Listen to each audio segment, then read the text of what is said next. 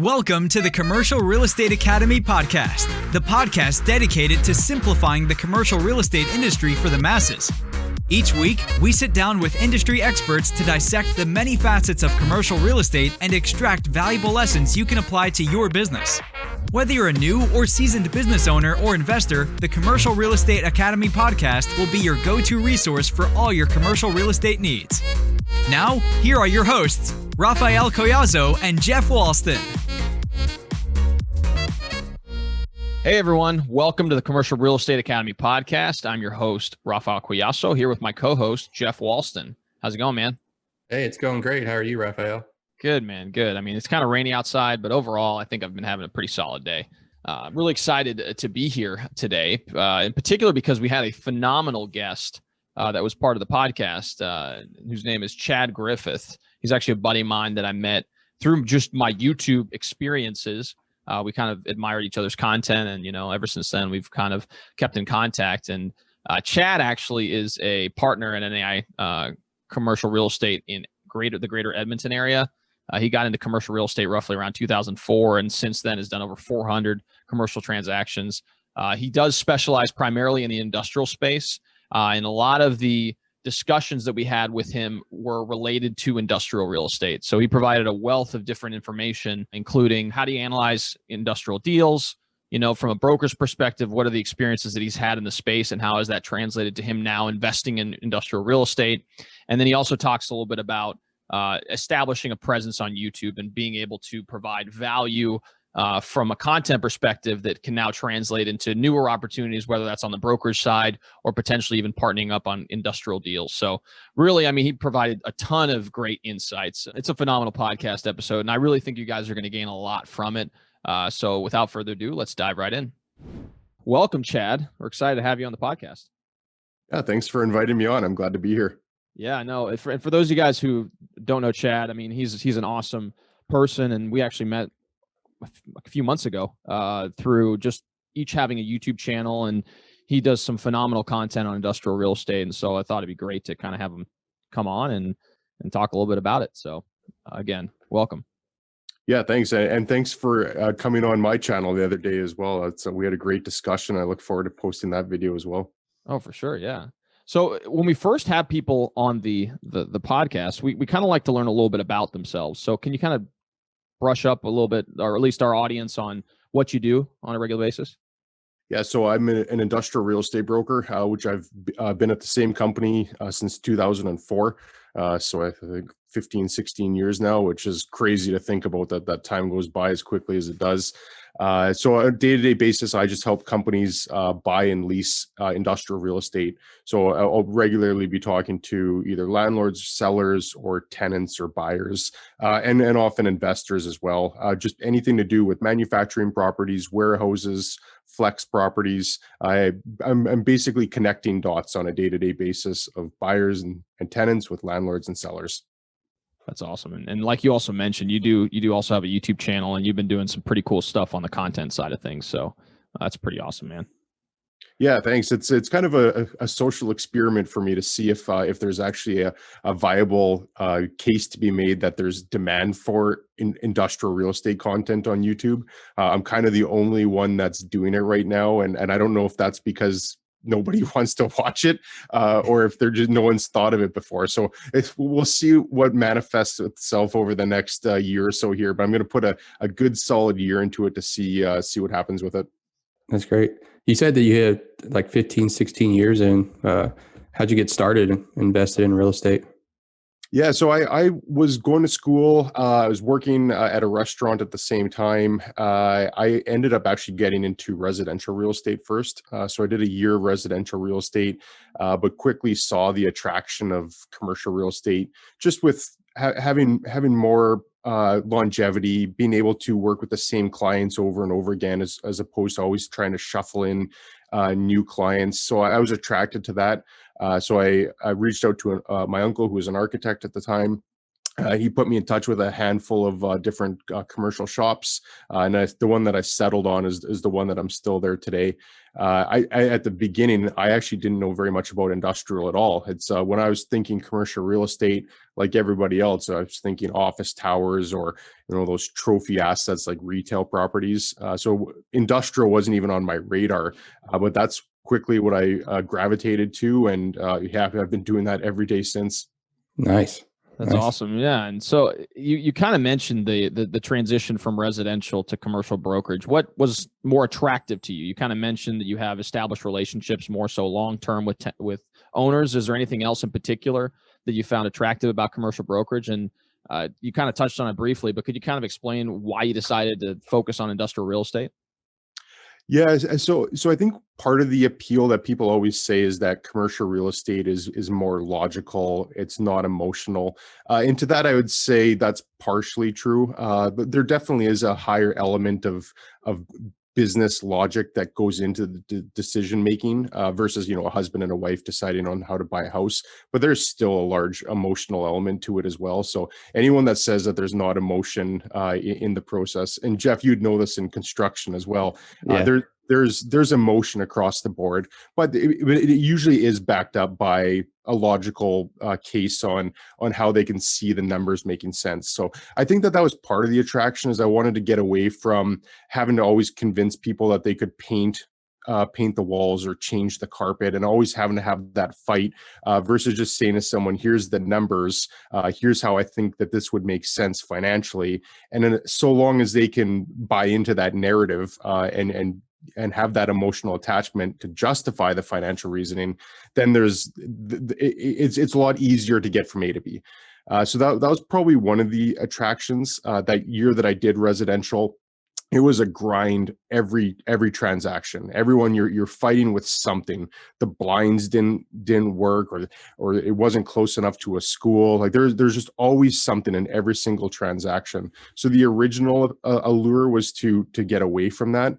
But I also wanted to have more of a consistent schedule, instead of being working every evening, every weekend, every holiday, forever with commercial real estate. And this has proven to be true, is it typically is more business hours. So I'm 8 to 5 on average. I'll still take calls or emails and do the odd showing on the evenings and weekends, but it's very, very limited. So that more of like just a traditional working hours has come to fruition. So that's been good. But the thing that I've probably enjoyed the most about it, and it is not necessarily specific to industrial, as it could be just to commercial real estate as a whole. But you have an opportunity to build clients that can stay with you that your entire career. Whereas I think residential is a little bit more transient. If someone moves, or they move out of the country, or they move somewhere else, or they happen to get to know another realtor, and then you lose that business just organically. With commercial, I found that if you do a really good job for someone, whether they move to another city, they're still going to have that investment, or they're still going to have a business interest there. And I have some clients that I've had for 15 years, and I've serviced them really well, and I've spent a lot of time and effort making sure that they're satisfied. That ability to have longevity with a client and really build that relationship, as opposed to being purely transactional, where you do a deal and you're automatically on to the next one. I can really spend a lot of time building that relationship and focusing on a few really good clients versus having a whole bunch of clients that aren't necessarily loyal. Oh, for sure. And I mean, especially if you manage the property as well, that can also be another way for you to retain, relationships with clients for as long as you manage the property. So that's pretty awesome. I guess one quick question related to the brokerage side that I thought would be beneficial to people out there, especially those that are looking to get into commercial brokerage. Like, what advice would you have for them? Because it's definitely different than trying to get into residential real estate, as I noticed as I was going through the process of trying to identify, different brokerages to potentially go with. So if you could share some advice on that front. Great question. And actually, I had this conversation with someone the other day, and they asked, what would I do if I could go back to when I first started, knowing what I know now? And I think that's a similar type of answer that I can give to your question. And I think my answer, and I said to them, what I would do is I would try and focus on putting all of my effort and energy those first few years to building a career that's going to last 20 plus years. And to expand on that, I think that means making a lot of sacrifices at the beginning. And Jeff, correct me if I'm wrong as I'm going through this, but I think this could be very applicable to construction or any business, really. You spend that first 3 years putting everything you have into it. And myself, I didn't take holidays those first few years. I saved as much money as I could. I was as lean as possible. And I put everything I had into building quality relationships, getting to know the market as well as I could, so that I could say I was a legitimate expert in the field, and just working really hard. I worked a lot harder in those first 3 years than I work now, somewhat coincidentally. But I really took those first 3 years to build that solid foundation. And I didn't make a lot of money. It was a grind. I definitely worked harder than what I got coming back. But as I started building that career and the results started coming after that time buildup, then I started seeing the benefits of it. And I was able to not only make a good career, but I started investing in industrial real estate myself. And over the last 15 years now, I've built a decent portfolio. So I attribute that all to making those sacrifices at the beginning of the career, and not having expectations that you're going to be an overnight success, or that things are going to come to you automatically, but that you are working in the trenches. You are trying to build something that's greater, that's beyond just the immediate near future, but something that will pay trailing dividends for years down the road. So I think that'd be the best advice that I could give to someone new is throw everything you have into your career at the beginning. Be laser focused on setting yourself up for not just the next deal that you're working on, but the next client that you might work with for the next 20 years, building that relationship, getting to become an expert in not just the product type that you're working in. So I'm in industrial, so I know industrial really well, but some guys are in office and they know the office really well, like they're doing the space plan designs and what construction costs are if they're doing a renovation. There's a separate set of skills that every professional needs to know. And I would think that to have real long-term success, which I think is the goal of people getting into this business, whether it's real estate, construction, finance, whatever it is, the goal isn't to be a flash in the pan success for a couple of years. The goal is to have a full, long, rewarding career. So everything you're doing at the beginning should be with that end goal in mind. Build the career right so that you can have that longevity. Definitely agree on that. I mean, I always say you plant the seed in that relationship at the beginning, and you're not going to get dividends till 5, 7, 10 years later. And that's just how it works in commercial, industrial, office, retail. Same thing in the construction side. Same thing. I'm actually in the third year of my company, so it's been nothing but 7 days a week and long days and nights. Because I just know that it'll pay off in the end. Another 5 years or so, it's going to be a lot less work, but it's worth it, right? I mean, you said it all. I mean, you said it perfectly for people coming in. So, and I'll even add to that as far as the brokerage side's concerned. I mean, the immediate gratification mindset that a lot of people have, it just doesn't operate in the commercial sphere. I mean, you could put hundreds of hours into what you need to do, and it will eventually pay dividends. But if you get disheartened early on because you're not seeing the results or the fruits of your labor, that can be very disheartening to people. And so what you have to do, like you said, is just have that long-term approach. Understand that the efforts that you put in right now may not show fruit for multiple years, but if you're in it for the long haul and you're in it for the right reasons, I mean, it'll eventually come to fruition. So great advice, Chad. Awesome. Quick story to add to that as well. So within that first couple of years that I got started, there's one guy that I got in touch with who his family owns some commercial real estate. So this goes back to like 2006, somewhere around there. And I just kept in touch with him periodically. I ended up listing a property with his family last year, and we just removed conditions on it a couple of weeks ago. So if you look at that, that was like a 14-year sales cycle from me starting that conversation with them to taking a deal to fruition where I actually got paid on it. 14 years. But that's the long game approach. Instead of trying to force those guys to do something with me at that that time. That was just one coal I had in the fire, and I was chasing a lot of things. I was to Jeff, your point was perfect. You're planting seeds. That was a seed that I planted 14 years ago that turned into a plant after a while. So I think that really does exemplify that you have to have that long-term game plan in mind. Otherwise, people will be able to tell if you're just trying to make that quick buck and move on. Absolutely. I know being a broker, how does that help you with your commercial real estate investing? I'm sure that's helped out a lot, right? It's helped out considerably. It would have. I don't think I would be investing right now if I didn't have that background in brokerage. And I've always noticed that the majority of clients that I've worked with all have some background in real estate, whether it's being in a brokerage or whether it's in development. I've noticed a lot of lawyers and accountants also own real estate. So having some exposure to the property prior to getting invested, I think is very helpful. I don't know if it's necessary because you can outsource that to professionals that do it as well. But Sure. The people that have that exposure to it at the beginning, it certainly makes it easier. So for myself, I started investing. I had owned some residential property before as an investment, but commercial. I started investing in 2015 is when I bought my first property. And coincidentally, it was one of my clients that was selling a property. And I asked him what he wanted. He gave me the price. I asked him if he'd be interested in selling to me. And he said, I don't care who buys it. I just want to sell it. And that was the one that I ended up buying. So I've dabbled in a lot of those along the years as well, where it's a property that I just knew either from association with a client or just one that I knew of before it even hit the market. Having that involvement in the industry has certainly made it easier.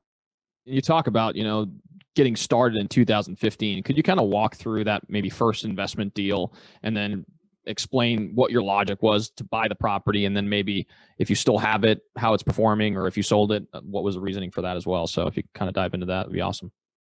Yeah, I still do have it. We have a tenant in there. We just renewed them for another couple of years as well.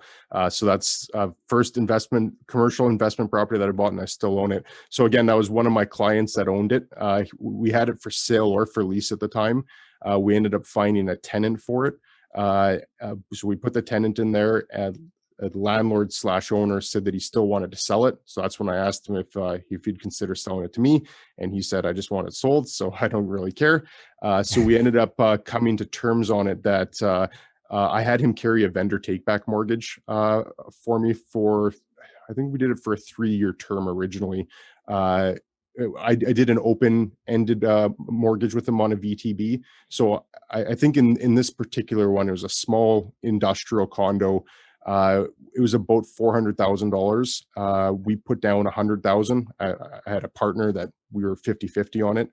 So we put down about $100,000, and we asked him to carry $300,000 as a mortgage. He owned it clear title. So for him, it was easy to do. So he carried a mortgage for us. And then we ended up finding another industrial property just to make life even more complicated for us. We decided to buy that one, but we needed to get traditional financing on that. So we ended up doing a blanket mortgage with big lender. So the blanket mortgage ended up buying out the vendor take-back mortgage that we had with the first one that we bought. And then the blanket also covered the new one that we bought. So we ended up we took out the VTB financing, which we did I think we did it at 6% at the time, which you were able to get mortgages in the 3.5-4% range. So it made sense for us to take out that VTB. And then we also wanted to buy this other property. So we ended up putting more money into the other property as well to top it up, bought out the VTB. We actually just sold that second one that we bought earlier this year, just closed on it. And then we restructured our blanket mortgage. So now our mortgage just covers that one property. So that's a very convoluted story on how we got into our first property, but coincidentally, we actually still own that one. And then since then, we added one more property to it and then sold it. So those were the first two that we bought, and then we've since added a few more. We've bought in some bigger properties. I've got a few different partner groups as well, and we've bought a few more properties over the years. But that's how I got into the business in the first place, into investing. When you first bought that property, I mean, after you did the refinance, essentially, where you were able to have a blanket mortgage for both those properties, did you take out any cash in order to, go deploy it somewhere else, or was it one of those things where you just decided to keep the equity in the property? Yeah, actually the opposite. We ended up putting more money into that group that we had, into that partnership fund, because we had to top it up to get the mortgage on the other one to cover it. So we ended up putting more money into it. When we sold the second property, which just closed, we've taken some money out from that one now. So we've got a small mortgage remaining, but it's with a traditional lender now. So we have taken out money since, but for that, we bought the first one in 2015. Then we bought the next one the year after, maybe 2 years after. We kept all that money in there and actually topped it up along the way as well. Nice. That's really nice. On that particular property, or any of the properties, what would you say that's the top due diligence items that you need to do to purchase an industrial property? That is a great question. And that is probably the key thing to ask when looking at industrial real estate, because I think industrial real estate is a very stable, attractive investment, but there's also considerable risk if you aren't asking that exact question that you asked, Jeff, because there are things that can be hugely problematic with the property. And so the number one thing that I always want to look at is what is your ability to lease out a property if the tenant were to leave. I think covering your downside risk is single-handedly the most important thing that you have, because you can have a tenant in there that's giving you cash flow every single month, and you can think that that's reliable. But if for whatever reason that tenant can't pay their rent, if something happens to their industry, and we saw this over the past year where some businesses were forced to be closed, if you run into a scenario like that where the tenant can't pay their rent, what is your ability to lease that property out down the road? So protecting your future downside risk is imperative. Most important thing that I look at when looking at a property is, yes, what the property has a tenant in there right now, and that cash flow is clearly important. But when that tenant leaves, either if they're forced to leave for economic reasons, or if their lease just comes up and they don't renew, what is your ability to release that property out? And to add on to my earlier story, that's why we ended up selling that second property that we had that was included in there. So we bought that one where there's the neighboring business was a seafood distributor. They wanted to expand into this one that we just bought. So they ended up putting a $250,000 cooler into the space, but that's all that was in there. There was no washroom, no office. It was basically just a large bay with a cooler in it. And their lease was coming up for renewal, and we weren't sure if they were going to stay or not. And we didn't want to get stuck with a bay where, how do you lease out a bay that only has a large cooler in it? Unless you find a very similar type of use, we'd be tasked with having to take that cooler out. We'd have to build out office space, build out a washroom. Like we were looking at easily a $60,000, $70,000 bill just to have to get that space into a rentable condition. So we ended up selling it to the seafood company for like a really discounted price off what we had anticipated when we went into it. Funny enough, we actually still made money on it because we had cash flowed on the 4 years or so that we owned it. We paid down a good chunk of the mortgage. So even though we sold it for less than we wanted to, we actually still came out a little bit ahead on it. But that goes to show that if you have a space that you're not sure what that could rent for if the tenant leaves, in that case, it could have turned out much worse for us than it did. So we were thankful that we mitigated our losses on that. But that certainly could have been a worse ending for us. So looking at the property, I always want to extrapolate out to the end of the term. Who's a future tenant for this building? And industrial real estate can really be broken up into a few subcategories. There's manufacturing properties, there's warehouse, logistics, distribution, and then the third category is flex. And flex is kind of like an all-encompassing category for everything that's not manufacturing or warehousing. But identifying what type of subcategory of property it is important first, because that will determine what type of tenants can go into that space down the road. So if you have a manufacturing property, and the demand is for warehousing or logistics with all this e-commerce and things that we're having, that manufacturing property might not lend itself well for warehousing. So you'd either be faced with having to find another manufacturing tenant or a significant cost to retrofit it to make it compatible for logistics. So I think you need to have a really solid understanding of what the property is first, all the individual elements on it, like loading doors, ceiling heights, what type of power it has, and then determine what type of tenant is going to be interested in that space down the road. I think that's like the first thing that every investor needs to do. Covering your downside risk is huge. I think that's very important with what you just said, because again, just because cash flow's occurring year one doesn't mean it's going to be occurring year 5 when, the lease is up or whatever else. And I've kind of noticed even in our market, the trend shifting more towards logistics and warehousing. I'm sure it's similar to what you're experiencing over in Canada as well. I mean, the clients that I've been dealing with on the industrial front don't need as much office. They're looking for a lot more open space, high ceilings to be able to store materials or whatever else. And again, those are just some of the things that you learn as a broker, just being in the business. So that's another probably benefit that I'm sure you've experienced, where you kind of see the trends shifting over time with different tenants. Yeah, and that's a really good point. You talked about this in one of your videos, Raphael, about functional obsolescence, with ceiling heights being a natural example of that. If you have a building that you're looking at as an investment and it has 18-foot ceiling heights, and all modern buildings are in the 30 plus vicinity for ceiling heights, that building at 18 feet is going to be at a clear disadvantage. And it might even be to the point where tenants aren't even interested in renting it because they're not able to put the racking that they want in to make use of the cubic footage of the space.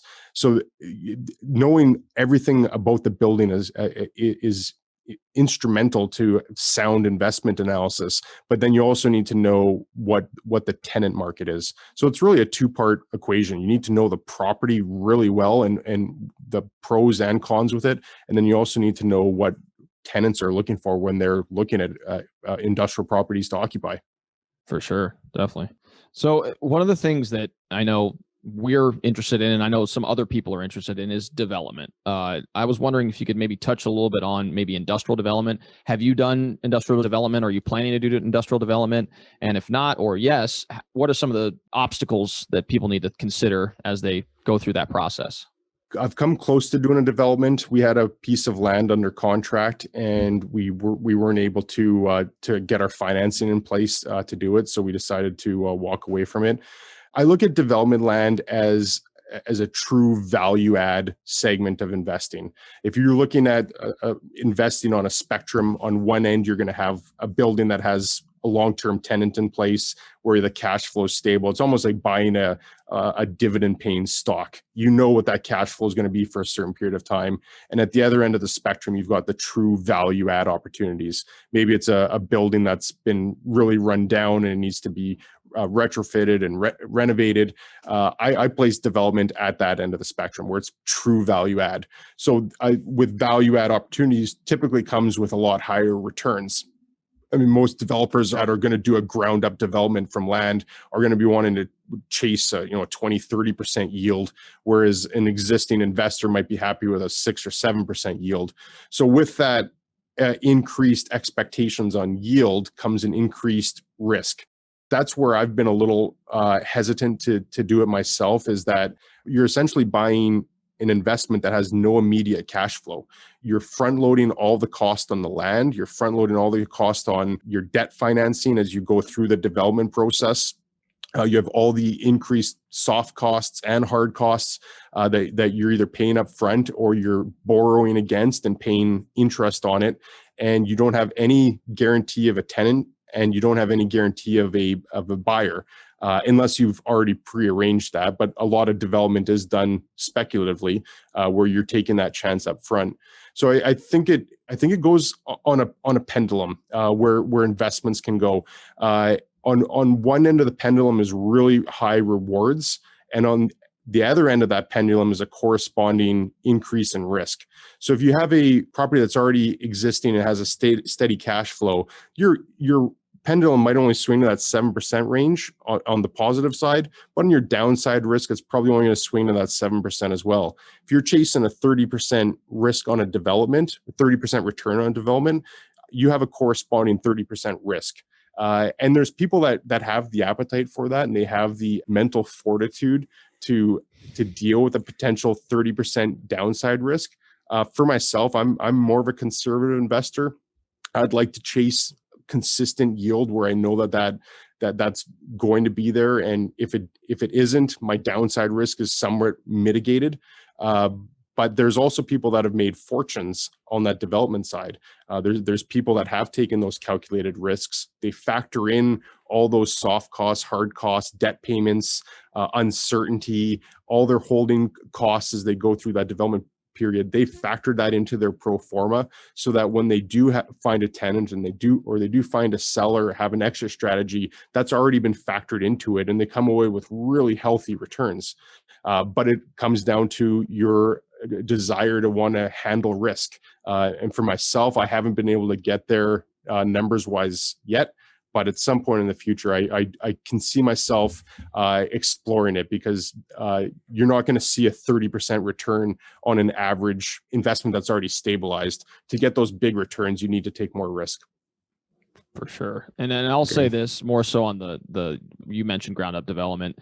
It could start out, in particular when you first start out, a lot of the banks that we've just been talking to, they like to see a track record before they start, allowing you to do ground up construction. So one of the unique opportunities in a development front could be redevelopment, where, you have a building, maybe it has a tenant, or maybe it needs to just some love. And if you're able to, pair a tenant with the building and then renovate it to fit their use, and you have a long-term lease in place, that could also be a unique opportunity for you to get into a development situation. It doesn't necessarily have to be ground up development. And then you could take the proceeds you generate from the refinance of that particular building to go on and do other things. And you start developing a track record of doing that. Now the banks feel a little bit more comfortable loaning money on, a ground up development where, like you said, the bank's going to be fronting most of the cost, and there's interest involved and whatever else. So it is a lot more risky for sure. I've found, and I've dealt with a number of developers as a broker, and I've found that really experienced developers get that experience trial by fire, because I've seen a lot of new developers or aspiring developers really underestimate the process and the cost in doing it. And a good example is just soft costs. Most developers don't appreciate that you're getting an engineer involved, you're getting an architect involved, you might be getting an interior designer involved. All these soft costs can add up to a significant amount that you just don't know about until you actually start going through the process. So there's something to be said for experience in all walks of life, but especially with development, where knowing about all these costs, knowing about the process, and taking it from A all the way to Z is crucial. So experience is definitely important in this industry. Absolutely. How did you start your YouTube channel, and how has that helped you in business? And on top of that, what's some of the top lessons that you've accrued from the YouTube channel? Yeah, it's interesting because I really don't know where it's going to go. I started it in August, so I guess that's 7 months or so now that I've been doing it. Sure. And it's a slow grind. You're trying to find an audience, and as we mentioned at the beginning, I don't know how big the audience is right now for people looking for industrial real estate information. I decided to be super niche on it and only talk about industrial, because I figured that's just something I'm really passionate about. And if I'm going to be doing videos every week or every other week on it, I wanted to be doing something that I know really well and that I'm also passionate about. So it's been interesting. I've had a number of great conversations with people. Raphael, a great example. We've connected now and got to chat a few times. So I've gotten to know a handful of people all over North America. From a business standpoint, I didn't necessarily go into it with any expectations of it creating any business, other than it's kind of that top of mind awareness. Whereas if I'm putting out content and people are seeing it and they're hearing me talk about real estate, I would hope that I would just be the first name that comes to mind if they're thinking of industrial real estate. But I'm intentionally not doing this as a commercial. And Raphael, you and I share this sentiment exactly. We're not going out and saying, hey, here's why I'm so good and here's my experience in this. If anything, I'm trying to not talk about me, and I really want it to be just about providing the information. And I hope people connect the dots at some point. That'd be nice if it paid some dividends. But I've always had a bit of a creative itch that needs to be scratched, and making videos fills that void. And you do a lot of photography, and, obviously your videos are top quality. I mean, unbelievable quality of videos. And so I've admired your work and everything else. And, I think it's awesome what you're doing. And another cool thing about YouTube, which I think is in the future going to continue to pay dividends for you, is that it's the second largest search engine in the world. And I would say one of the first things I do when I look for content is, type it into Google, or I just go straight to YouTube and just type it in. And in your case, there's really not a lot of content out there related to just specifically industrial real estate. So I think that over time, as you continue to, develop content related to industrial real estate, and you kind of isolate particular keywords that you can rank for, I mean, I think the sky's the limit. I mean, obviously it's a niche, so you may not get to 30 million subscribers like PewDiePie or whatever the guy's name is. But I mean, you even a few thousand subscribers in the next couple of years could pay huge dividends for you and both your business and, I mean, just as an expert within your field. So yeah, I've got no expectations on where it's going to get to, because I just really don't know. I'm just going to have fun along the way and see what happens. Given our current environment, as we record this, where I would hope near the tail end of the pandemic, but I mean, the inoculation rates are continuing to increase, and administration of the vaccine obviously is increasing as well. So hopefully we're out of the worst of the pandemic situation. But if you could kind of tell us a little bit about how you see industrial real estate performing over the next couple of years as we kind of get out of this pandemic situation. Well, I think at a real high level, industrial real estate has proven to be a safe haven asset class for investors, especially if you compare it to the more traditional and the ones that come to mind for most people when they think commercial real estate, like office and retail. Those two asset classes were hit really hard over the last year. Office, people weren't even allowed to go into their office, and in retail, there was a considerable amount of stores that were forced to close. And it's inconceivable you could make any money if you can't even open your business. So by extension, retail properties really struggled. Office, I think, is going to be an asset class that struggles for the foreseeable future. I think that there's going to be some segment of the population that works from home for the foreseeable future. Not all. I think a lot of people do want to go back to the office, but you can imagine if, call it, let's just say an arbitrary 15% of the workforce decides not to go back to the office, that's a 15% reduction in office demand. And if that unfolds over the next few years as companies have their leases come up and decide to downsize at that point, I think office could be in for a bumpy ride over the next couple of years. So industrial has been that safe class.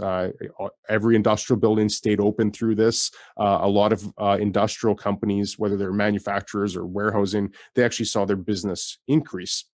I talked to a hot tub manufacturer a couple of weeks ago, and they said that 2020 was the busiest year that they've had in their entire company's existence. And they're like a 25-year-old company. The busiest year that they had was during a pandemic. So that goes to show that there's some companies that actually did quite well through this, and I think industrial represented that quite well. Going forward, I expect much of that to continue for a few reasons. On one hand, there's a lot of bottlenecks coming from China with shipments coming in. Not only are the ports overwhelmed with inventory because people just love stuff so much, right? Like everyone just loves buying stuff. So there's been this huge increase in demand for stuff coming overseas. It's created bottlenecks at the ports. And then there's not dock workers and there's truck drivers. They're not working at full capacity. So there's issues along the whole supply chain, getting things into people's houses from overseas. So I can anticipate that there'll be some reshoring of manufacturing in the near future. So I think that there will be an increase in manufacturing demand for properties. So that'll be good for manufacturing properties. And then on warehousing, there's so many reasons to be optimistic on warehousing. E-commerce is going to continue to grow in every sector, not just Amazon, but all the companies that are out there are requiring more warehouse space to hold everything.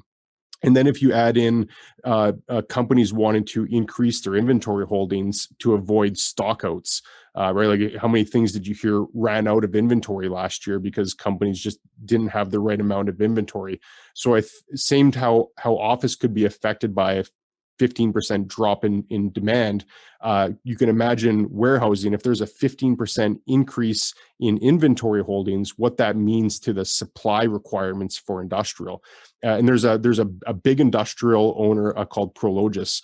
To my knowledge, are the biggest industrial owner in the world.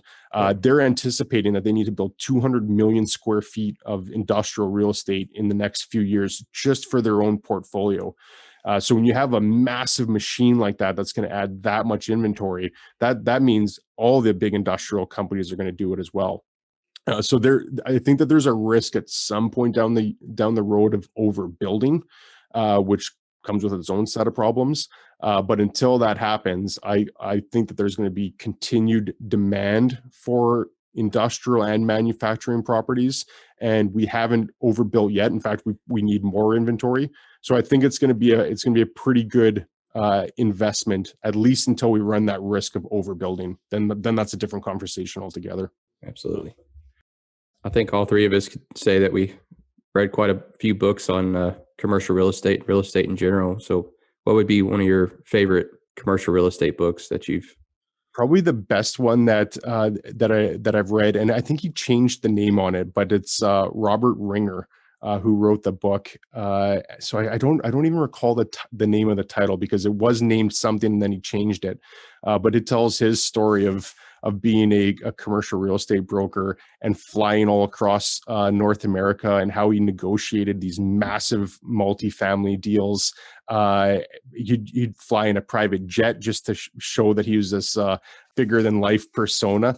And he was a pretty nerdy guy. So it was this, you get this nerdy guy that's flying in a private jet and making it seem like he's the best broker in the world. It was a really good story. I'll see if I could find the title. I do have the book. I've been meaning to reread it because it's been a few years since I read it. I'll find that title and I'll send it over to you guys because it was a really good book. That's what Chad's going to be here, taking the private jet around North America, making those deals, because industrial property, I mean, I know here, I mean, they're popping up everywhere. So the need, and they just can't build them fast enough. And I'm sure that's all over the US and Canada. I mean, North America, I mean, it's everywhere. So look forward to seeing you flying around your private jet and hearing about your book that's coming out. So. What are your guys' favorite books that you've read on it? So my favorite is The Confessions of a Real Estate Entrepreneur. I've probably given it out to 4 or 5 different people. The guys, I mean, the reason why I like it so much is because he is so honest with the whole process. And he kind of talks about all different types of commercial real estate, not necessarily just, multifamily, because I've read a lot of books on multifamily.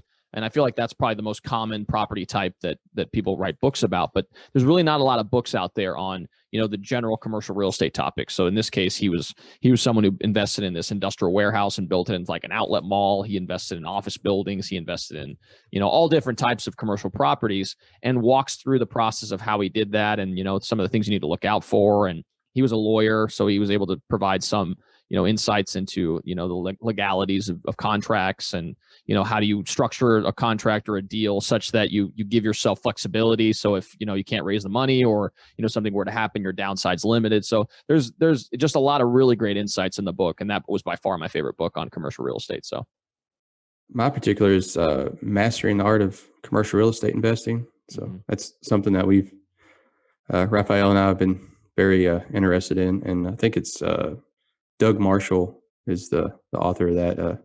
But anything with investing in commercial real estate for me here lately, it's just been something that I try to read daily and get up there and get as much knowledge as possible with it. So that's for me here lately anyways.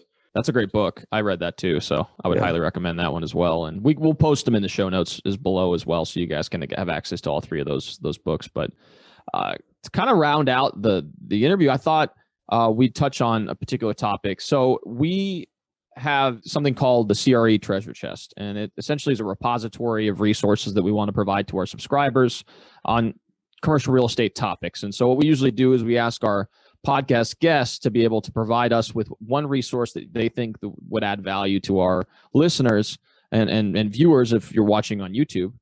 So I was wondering if you could kind of tell us what you brought. Yeah, so I've actually got a few things. So I don't want to one up the guy that only gave away one thing, but I'm going to give away three. So the first thing that I'll offer is a spreadsheet, and it's a checklist to use when you're looking at industrial properties. And I use this on every single property that I look at myself, and I also use it on every single property that I take on as a broker.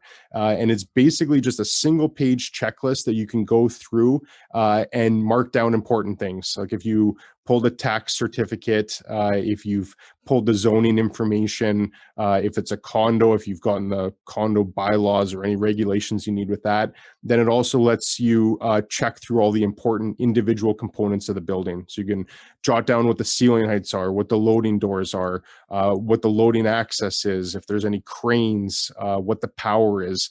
So it's a visual reference where you can just jot down all of that information into a single place.